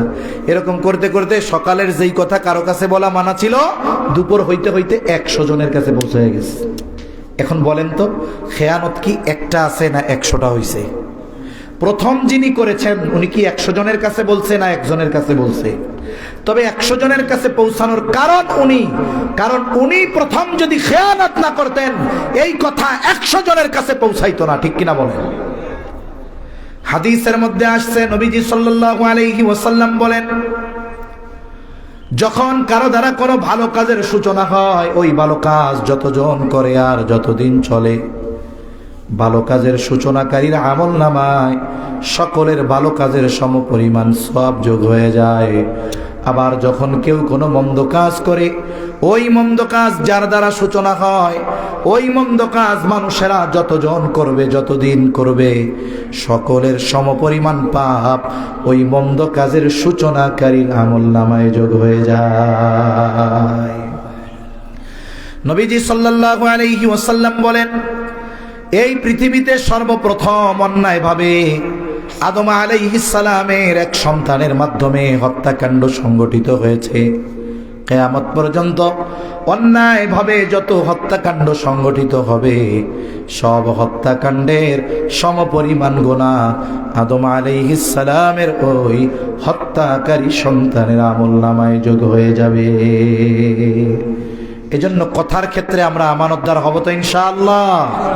কথা অনেক লম্বা হয়ে যাচ্ছে, আমি আলোচনা গুছায় আনবো ইনশাআল্লাহ। তাহলে আসুন, আল্লাহ তাআলা কয়টা গুণ অর্জনের নির্দেশ দিয়েছে মনে আছে কিনা দেখি। কয়টা? জোরে আওয়াজ করে বলেন না বাবারা, কয়টা? এক নম্বর, আমানতদার হও। আমানতদার কোন কোন ক্ষেত্রে হব? এক নম্বর, লেনদেনের ক্ষেত্রে। দুই নম্বর, দায়িত্ব পালনের ক্ষেত্রে। তিন নম্বর, কথাবার্তার ক্ষেত্রে। চার নম্বর, আল্লাহ তাআলা বলেন, ইন্না আরাদনাল আমানাতা আলাস সামাওয়াতি ওয়াল আরদি ওয়াল জিবাল ফাআবাইনা আন ইয়াহমিলনাহা ওয়া আশফাকনা মিনহা ওয়া হামালাহাল ইনসান। আল্লাহ তাআলা বলেন, আমি এই আমানত আসমানের কাছে, জমিনের কাছে, পর্বতের কাছে পেশ করলাম। তারা প্রচন্ড ভীত শঙ্কিত হয়ে গেল, এই আমানত তারা বহন করল না। ওয়া হামালাহাল ইনসান, মানুষ এই আমানত বহন করলো। কি সেই আমানত? কোন মুফাসসির বলেন সেই আমানত হলো কোরআন। কেউ কেউ বলেন আমানত হলো শরীয়তের সকল বিধিবিধান। একই কথা, আমাদের সংবিধান, আমাদের বিধিবিধান আছে কোথায়? বলে কোরআনে। আল্লাহ তাআলার যত আদেশ নিষেধ আছে এগুলো আমানত। এজন্য আল্লাহ তাআলার বিধিবিধান যদি কেউ মান্য করে তাহলে তো সে আমানতদার হয় এই বিধিবিধান পালনের ক্ষেত্রে। কিন্তু যদি আল্লাহর আদেশ নিষেধ অমান্য করা হয় তাহলে খেয়ানতকারী হিসাবে সাব্যস্ত হওয়া লাগবে। ৫ নম্বর, আমার আপনার সন্তান সন্ততি আমানত। সন্তান যেমন নেয়ামত, আল্লাহ তাআলার পক্ষ থেকে সন্তান ওই রকম আমানত। এজন্য সন্তানদেরকে দিন শেখাতে হবে। আমি বলতেছি না যে আপনাকে সব সন্তানকে আলিম বানাতে হবে। আল্লাহ তাআলা তো বলেন নাই যে তোমরা আলেম না হয়ে মরো না। আল্লাহ বলেছেন তোমরা মুসলমান না হয়ে মরো না। এই মুসলমান হওয়ার জন্য যতটুকু দিন শেখানো প্রয়োজন, এটা নিজের জন্য শেখা যেমন ফরজ, অধীনস্থদেরকে শেখানো ওই রকম ফরজ। বিশেষ করে সন্তানদের আমরা যাই শেখাই না কেন, ডাক্তার বানাই, ইঞ্জিনিয়ার বানাই, যা বানাইতে চাই না কেন, আগে মুসলমান হওয়ার জন্য যা করা দরকার করবো তো ইনশাআল্লাহ। নইলে এই সন্তানের ব্যাপারে খেয়ানত হবে। কিয়ামতের দিন সন্তান আমার আপনার বিপক্ষে আল্লাহর আদালতে অভিযোগ দায়ের করবে। 5টা বিষয় জানলাম আমানতের ব্যাপারে। 1 নম্বর, লেনদেন, আমানতদার হব। 2 নম্বর, দায়িত্বের ক্ষেত্রে আমানতদার হব। 3 নম্বর, কথার ক্ষেত্রে আমানতদার হব। 4 নম্বর, শরীয়তের বিধিবিধান ইসলাম পালনের ক্ষেত্রে আমানতদার হব। 5 নম্বর, আমার আপনার সন্তানের ব্যাপারে আমানতদার হব। আরো বিষয় আছে, এই কয়েকটা ক্ষেত্রে যদি আমরা আমলে পরিণত করতে পারি, বাকিগুলো আমাদের জন্য সহজ করে দিবেন কে? জোরে বলেন না কে? আল্লাহ। এবার দ্বিতীয় গুণ নিয়ে আমি 10টা মিনিট কথা বলে শেষ করব ইনশাআল্লাহ। দ্বিতীয় গুণ আল্লাহ তাআলা বলেন, وَإِذَا حَكَمْتُمْ بَيْنَ النَّاسِ أَن تَحْكُمُوا بِالْعَدْلِ।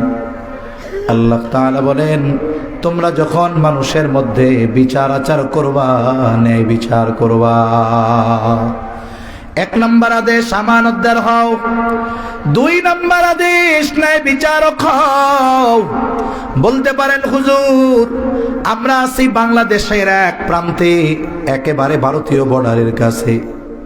ও হুজুর, আমরা কি কখনো বিচারক হব নাকি যে আমরা ন্যায় বিচার করব? মনে রাখতে হবে, প্রত্যেকটা মানুষ জীবনের কোনো না কোনো সময় বিচারকের ভূমিকায় উত্তীর্ণ হয়। বিচারক হওয়ার জন্য সুপ্রিম কোর্ট আর জজ কোর্টের বিচারক হওয়া লাগে না। অনেক সময় মানুষ ঘরোয়া বিচারক হয়, পারিবারিক বিচারক হয়। মনে করেন 2 জন সন্তানের মধ্যে একটু মনোমালিন্য, এই 2 সন্তানের মধ্যে ফয়সালা দিবেন বাপ, এই ক্ষেত্রে বাবা বিচারক। কিন্তু অনেক সময় অনেক বাবা অবিচার করে। কেন? বলে এক ছেলে একটু টাকা বেশি দেয় আর একটা একটু কম দেয়, এইটাকে সামনে রেখে যদিও ওই সন্তান যে টাকা পয়সা বেশি দেয় ওর অপরাধ, কিন্তু তারে বাঁচাইয়া ওই যে একটু কম দেয় তার উপরে দোষ চাপায়া দেয়। আছে না নাই? তাহলে আমি যখন পরিবারের মধ্যে বিচার করব, সন্তানদের মধ্যে করব, ভাই বোনদের মধ্যে করব, আত্মীয় স্বজনের মধ্যে করব, অবিচার করার কোনো সুযোগ আছে? যদি ওই বাবা সন্তানদের মধ্যেও অবিচার করে, কিয়ামতের দিন এই অবিচারের জবাবদিহিতা আল্লাহর কাছে করা লাগবে। সেজন্য সাবধান। অনেক বাপ মনে করে সন্তান তো দুইটাই আমার, আমি যা খুশি করলাম। না না, এই কথা সামনে এনে আপনি তো অবিচার করতে পারবেন না, ন্যায় বিচার করতে হবে এখানে। অনেক সময় সামাজিকভাবে আমরা বিচারকের দায়িত্ব পালন করি, হয় না? অনেক সময় সমাজে একটা অন্যায় ঘটছে, মুরব্বীরা কয়েকজন বিচারকের দায়িত্ব পালন করে। অনেকে আছে এই জায়গায় গোত্রপ্রীতি করে যে ও আমার বংশের লোক, ও আমার দলের লোক, অপরাধ ওর, কিন্তু সিস্টেমে বাঁচাতে হবে। বলেন তো, পারিবারিক হোক কিংবা সামাজিক, বিচারের ক্ষেত্রে অবিচার করা যাবে? যাবে না। শত্রু যদি আমার আপনার কাছে বিচার প্রার্থী হয়, যার প্রতি আমার বিদ্বেষ শত্রুতা, সেও যদি আমার কাছে বিচারের জন্য আসে, এই বিষয়টাকে সামনে এনে তার প্রতি অবিচার করা যাবে না। নির্দেশ কার? আল্লাহ তাআলা বলেন, ওয়ালা ইয়াজরিমান্নাকুম শানাআনু কওমিন আলা আল্লা তা'দিলু ই'দিলু হুয়া আকরাবু লিত্তাকওয়া।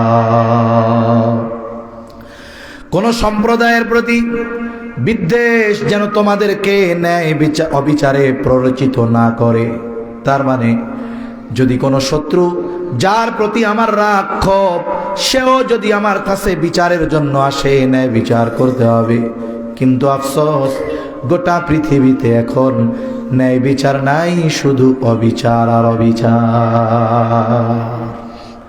অথচ আল্লাহ রাসূল সাল্লাল্লাহু আলাইহি ওয়াসাল্লাম বলেন, ন্যায়পরায়ণতা এমন এক জিনিস, যদি শাসক অর্জন করে আরশের নিচে ছায়া পাবে। যদি কোনো বিচারক ন্যায় বিচারে অভ্যস্ত হয়, কিয়ামতের দিন আল্লাহর পাশে তাকে সম্মানের চেয়ার দেওয়া হবে, মতির চেয়ার বসার জন্য। আল্লাহ তাআলা এই সম্মানে তাকে ভূষিত করবেন কিয়ামতের দিন। আল্লাহ সুবহানাহু ওয়া তাআলা আমাদের ন্যায় বিচার করার তৌফিক দান করেন, বলি আমিন। গোটা পৃথিবীতে ন্যায় বিচার নাই।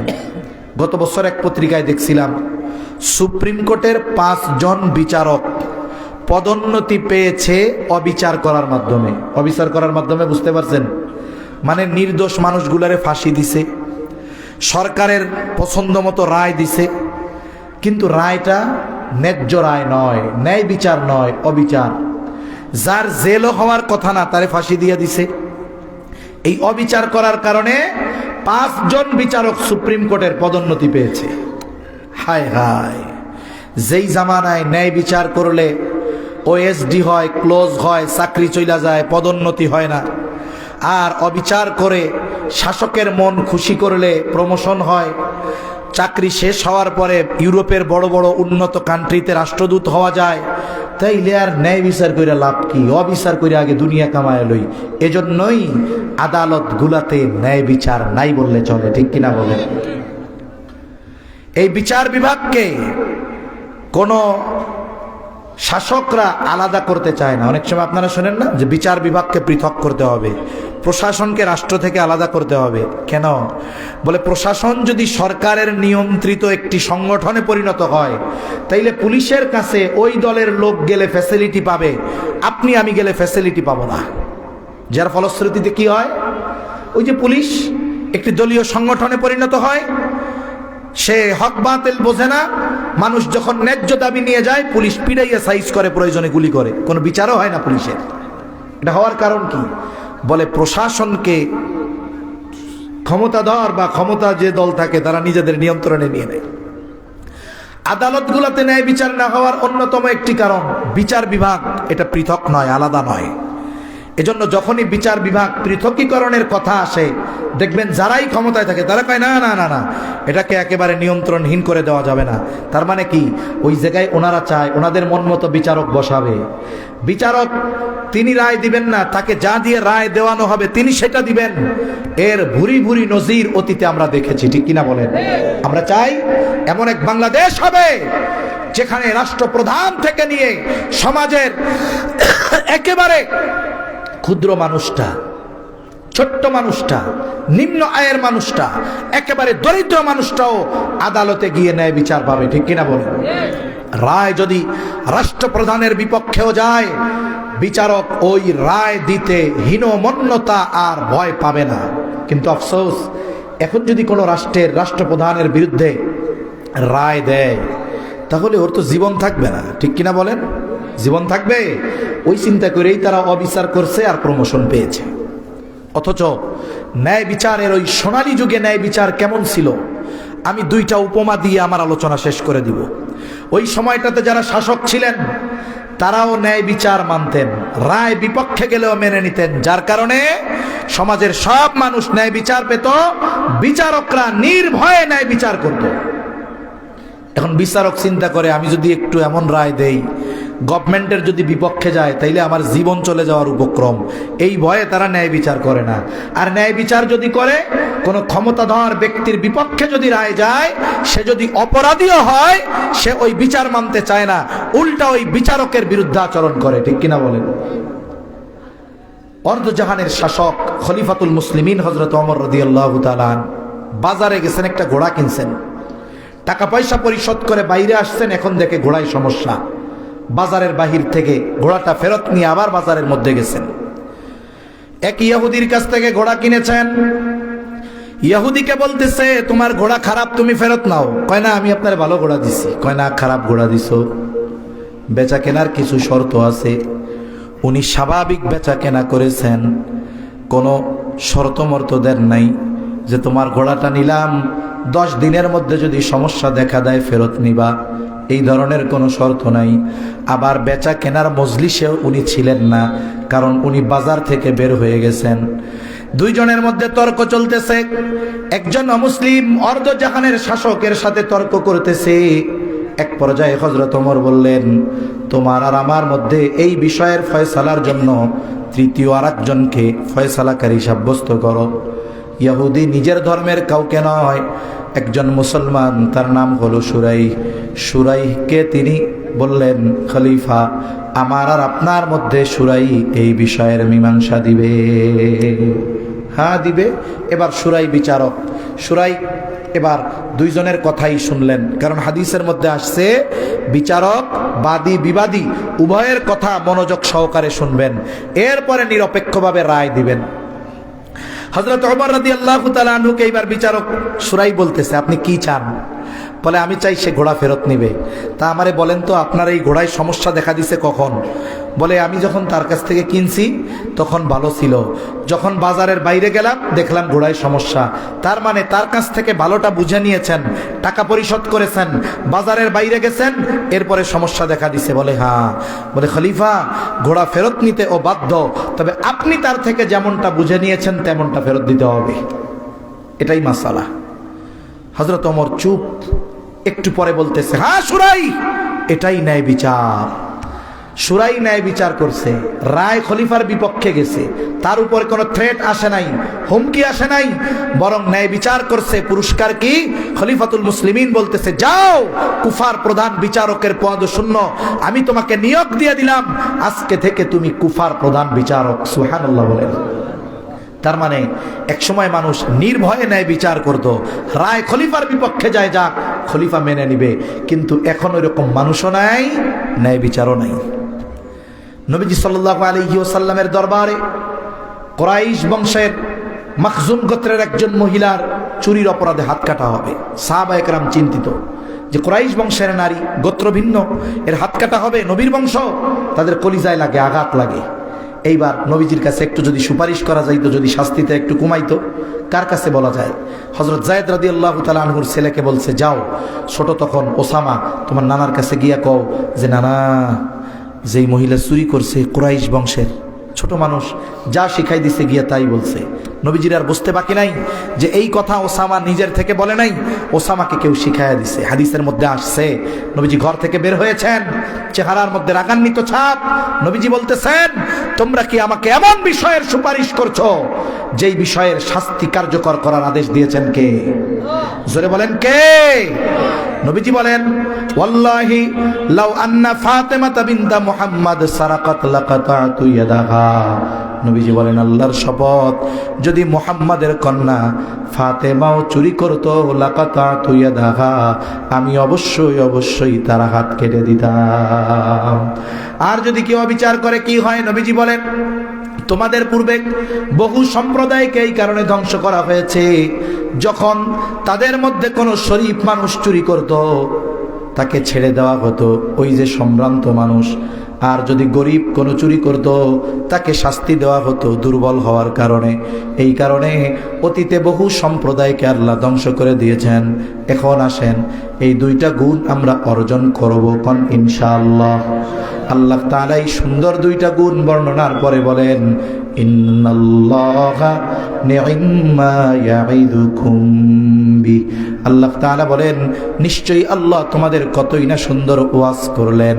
তার মানে এই দুই বিষয়টাকে সুন্দর বিষয় বলেছেন কে? একটু জোরে শেষ সময় কম, কে? ইমাম শাফেঈ রহমাতুল্লাহি আলাইহি কথা বলছে, এই দুই গুণ যে অর্জন করবে সে সুন্দর, সে উত্তম, সে দামি। এরপরে আল্লাহ বলেন, বান্দা এত সুন্দর দুইটা ওয়াজ তোমাদের করলাম, দুইটা গুণের ওয়াজ করলাম, তোমরা কি এই ওয়াজের পরে এই বিষয়গুলোর উপরে আমল করো কি করো না? কি আলোচনা সমালোচনা করো? আল্লাহ দেখেন কি দেখেন না? আমরা যদি কিছু আলোচনা সমালোচনা করি আল্লাহ শুনেন কি শোনেন না? আল্লাহ তাআলা সেই কথাই বলেন, ইন্নাল্লাহা নি'ম্মা ইয়াইদুকুম বি ইন্নাল্লাহা কানা সামিআন বাসীরা। নিশ্চয় আল্লাহ তাআলা সর্বশ্রোতা সর্বদ্রষ্টা। তাহলে আজকের এই আলোচনা থেকে আমরা এই বিষয়টা মাথায় রাখব যে আমরা আমানতদার হব, জোরে কোন ইনশাআল্লাহ। আমরা ন্যায়পরায়ণ হব, জোরে বলেন ইনশাআল্লাহ। তাহলে আমাদেরকে উত্তম মানুষে পরিণত করবেন কে? আমরা উত্তম মানুষ যদি হতে চাই এই দুইটা গুণ আমরা অর্জন করব। আল্লাহ সুবহানাহু ওয়া তাআলা আমাদের সকলকে পরিপূর্ণ আমানতদার, ন্যায়পরায়ণ হওয়ার তৌফিক দান করেন। সকলে জবান খুলে বলি আমিন, আরো জোরে বলি আমিন। ওয়া আখিরু দাওয়ানা আনিল হামদুলিল্লাহি রাব্বিল আলামিন। আসসালামু আলাইকুম ওয়া রাহমাতুল্লাহি ওয়া বারাকাতুহু। সুবহানাল্লাহ।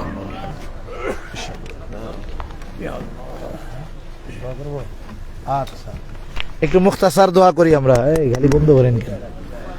আলহামদুলিল্লাহি রাব্বিল আলামিন ওয়াল আকিবাতু লিল মুত্তাকিন ওয়াসসালাতু ওয়াসসালামু আলা খায়রি খালকিহি মুহাম্মাদি ওয়া আলা আলিহি ওয়া আসহাবিহি আজমাইন।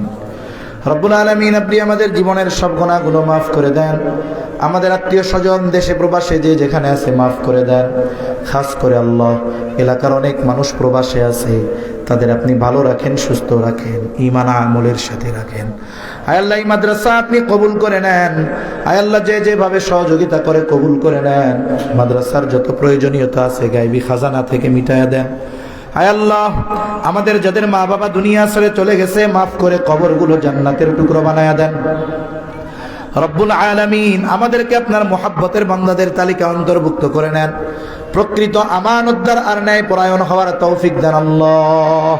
রব্বুল আলামিন, আমাদের দেশের উপরে খাস রহমত নাজিল করেন। আসমানি জমিনি সকল বালা মুসিবত থেকে হেফাজত করেন।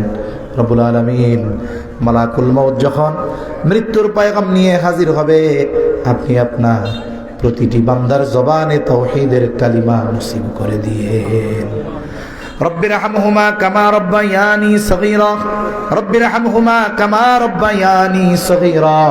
ওয়া সাল্লাল্লাহু তাআলা আলা খায়রি খালকিহি মুহাম্মাদিন ওয়া আলা আলিহি ওয়া আসহাবিহি আজমাইন। আমিন বিরহমাতিকা ইয়া আরহামার রাহিমিন। আমিন। সুবহানাল্লাহ। জি, দোয়া চাই। সুবহানাল্লাহ। এ কামিল, কামিল, এ কামিল। আলহামদুলিল্লাহ, আমরা অত্যন্ত গুরুত্বপূর্ণ নসিহত শুনছিলাম। আজকের এই ওয়াজ মাহফিলের সম্মানিত প্রধান অতিথি বিশিষ্ট ইসলামী চিন্তাবিদ মুফাসসিরে কুরআন হযরত মাওলানা মুহাম্মদ ইসমাইল বুখারী কাশিয়ানী সাহেবের কাছ থেকে সম্মানিত তাওহীদি জনতা এ পর্যায়ে আপনাদের সামনে উত্তর শাহবাজপুর হাফিজিয়া দাখিল মাদ্রাসার বাৎসরিক আয়াতের সংক্রান্ত কিছু কথা বলবেন অত্র মাদ্রাসার সম্মানিত সুপার জনাব মাওলানা মুজাহিদুল ইসলাম। এর পরবর্তী মেহমান আমাদের আজকের সম্মানিত প্রধান আকর্ষণ বিশিষ্ট ইসলামী চিন্তাবিদ হযরত মাওলানা আব্দুল মতিন শাহবাগী সাহেব আমাদের মাঝে এসে উপস্থিত হয়েছেন। ইনশাআল্লাহ যথাসময়ে ওনাকে আমরা মঞ্চে দিব, তাই আপনারা অযথা ঘোরাফেরা না করে ঘরে কিংবা বাড়িতে বসে না থেকে মাহফিল স্থলে আসার জন্য বিশেষভাবে অনুরোধ জানানো হচ্ছে।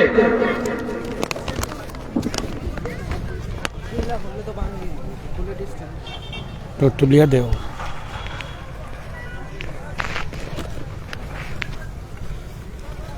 হুজুর আইলে ওকে হরাইয়া দিবা, বুঝছো নি?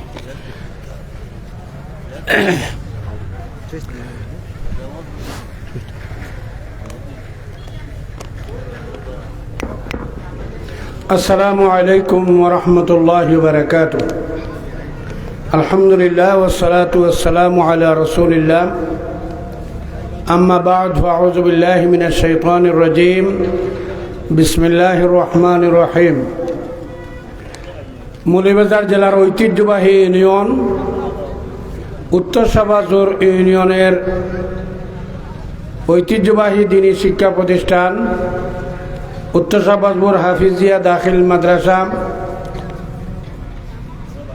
আলহামদুলিল্লাহ বিগত বছরে এই প্রতিষ্ঠানে এলাকাবাসী দেশি বিদেশি সর্বস্তরের মাদ্রাসার সুদী শুভাকাঙ্ক্ষী সকলের সার্বিক সহযোগিতায় এগিয়ে যাচ্ছে। তার ধারাবাহিকতায় বিগত বছর আমরা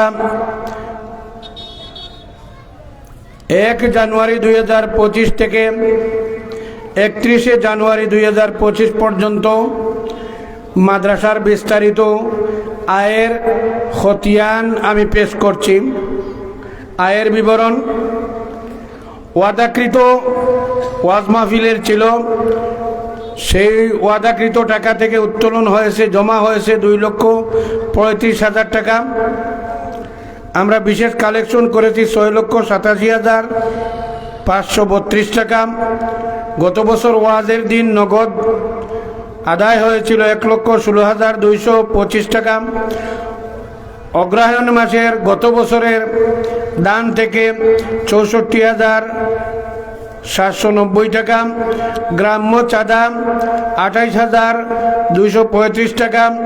ছাত্রছাত্রীর বেতন থেকে আয় হয়েছে 65,530 টাকা। ছাত্রছাত্রী ভর্তি বাবদ আয় হয়েছে 82,540 টাকা। টিউশন ফি ব্যাংক মারফতে 50,640 টাকা।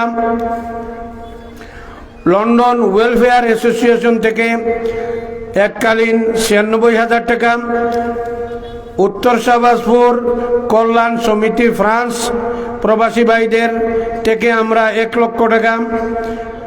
সর্বমোট আয় হয়েছে 15,26,332 টাকা।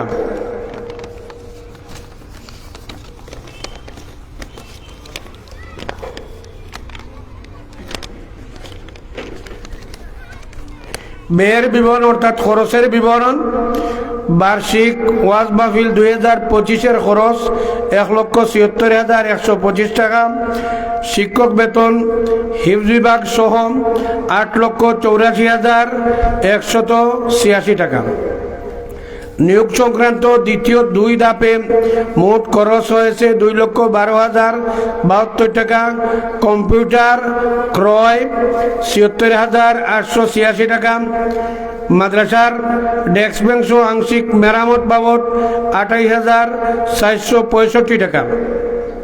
রাস্তার মাটি ভরাট বাবদ 16,980 টাকা, বিবিধ অফিস খরচ 30,979 টাকা, সর্বমোট ব্যয় 14,25,693 টাকা, সর্বমোট আয় 15,26,392 টাকা, সর্বমোট ব্যয় 14,25,693 টাকা।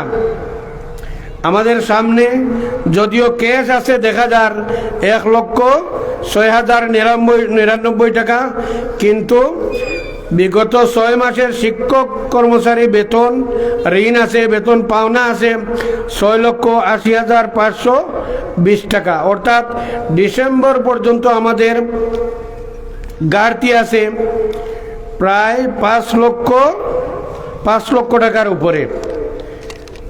এছাড়াও আমাদের বিশেষ কিছু আয়ের বিবরণ আছে।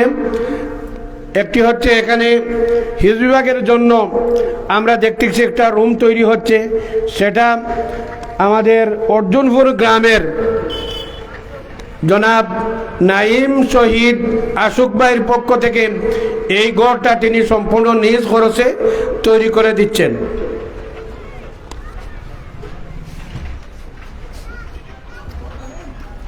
আসসালামু আলাইকুম।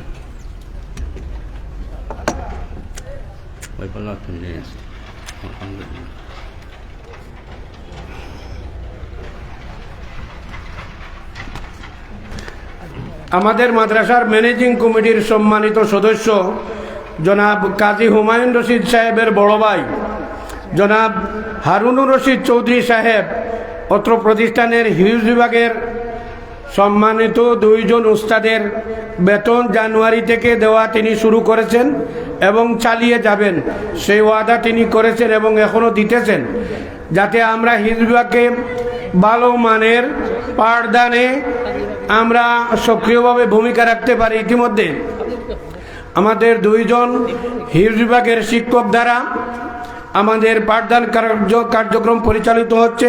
এই বিল্ডিংটা নির্মাণ হলে আমরা সেখানে আবাসিক ব্যবস্থা করব ইনশাল্লাহ। এক্ষেত্রে আপনাদের এলাকাবাসীর সকলের সার্বিক সহযোগিতা কামনা করছি। এই ওয়াজ মাহফিল বাস্তবায়নে অত্র এলাকা বিশেষ করে পাবিজুরিফার গ্রামের যুব সমাজের মধ্য থেকে দেশি এবং বিদেশি তারা এবছর 50,000 টাকা নগদ আজকেই জমা দিয়েছে ওয়াজ মাহফিল বাস্তবায়নের সার্বিক সহযোগিতায়। আমরা আজকের মাহফিল থেকে তাদের সকলের এই দানকে আল্লাহ রাব্বুল আলামিন কবুল করুন এবং তাদের মুকাসিদে হাসানা আল্লাহ রাব্বুল আলামিন পুরা করুন এবং সামনে যাতে তাদেরকে আল্লাহ রাব্বুল আলামিন আরো বেশি করে মাদ্রাসার সার্বিক কল্যাণে ভূমিকা রাখতে পারেন সেই দোয়া কামনা করছি। তাদেরকে ধন্যবাদ জানাচ্ছি। আমাদের এই প্রতিষ্ঠানের একটা গেট নির্মাণের জন্য গতবার ওয়াদা করেছিলেন বিয়ানীবাজার জনাব ফজলুর রহমান সাহেব, তিনি আজকেও কথা বলেছেন আমরা শীঘ্রই কাজ শুরু করব, কন্ট্রাক্টরের মাধ্যমে সেই কাজটা সম্পন্ন হবে। আল্লাহ রাব্বুল আলামিন তার এই দানকে কবুল করুন। এখন আমাদের সম্মানিত মেহমান হযরত মাওলানা আব্দুল মতিন সাহেবাগী হুজুর আমাদের প্রতিষ্ঠানের 3 জন ছাত্রকে পাগড়ি প্রদান করবেন। আমাদের মাদ্রাসা থেকে এবার 3 জন ছাত্র দাওরা শেষ করেছে, তাদেরকে তিনি পাগড়ি প্রদান করবেন।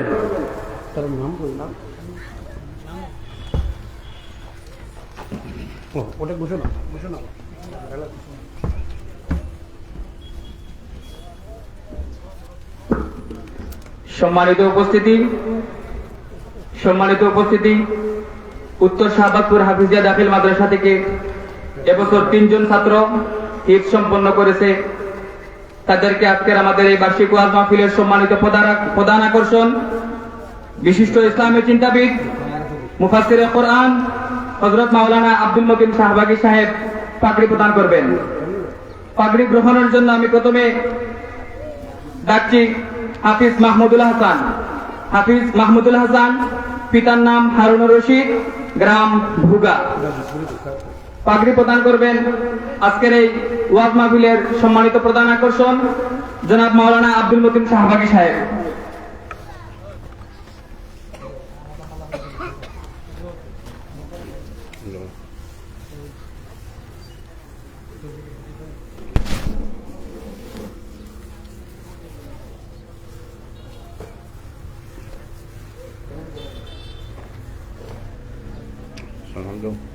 আসসালামু আলাইকুম। এ পর্যায়ে পাগড়ি গ্রহণ করবেন হাফিজ আবিদুর রহমান। হাফিজ আবিদুর রহমান, পিতার নাম আব্দুল শাকুর, গ্রাম করমপুর।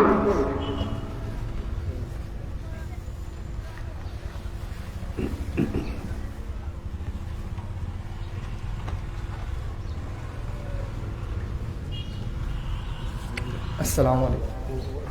এ পর্যায়ে পাগড়ি গ্রহণ করবে হাফিজ তাহমিদ হোসেন। হাফিজ তাহমিদ হোসেন, পিতা জুনেদ আহমদ, গ্রাম করমপুর।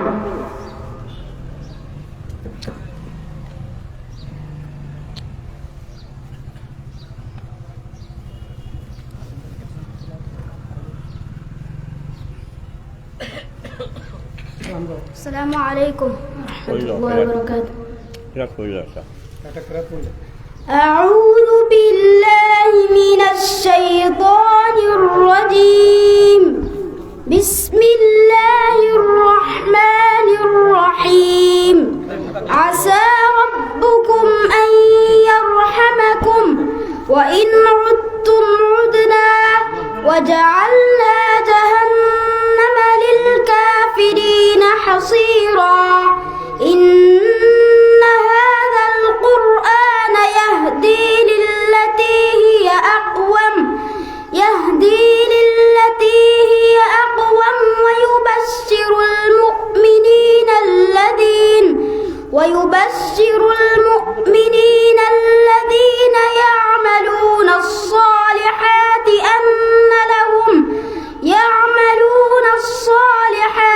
أن لهم أجرا كبيرا وأن الذين لا يؤمنون بالآخرة أعتدنا لهم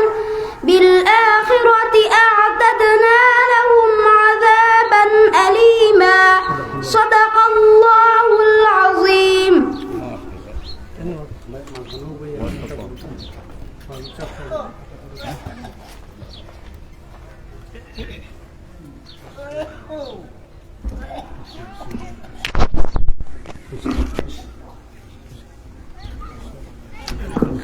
সম্মানিত উপস্থিতি,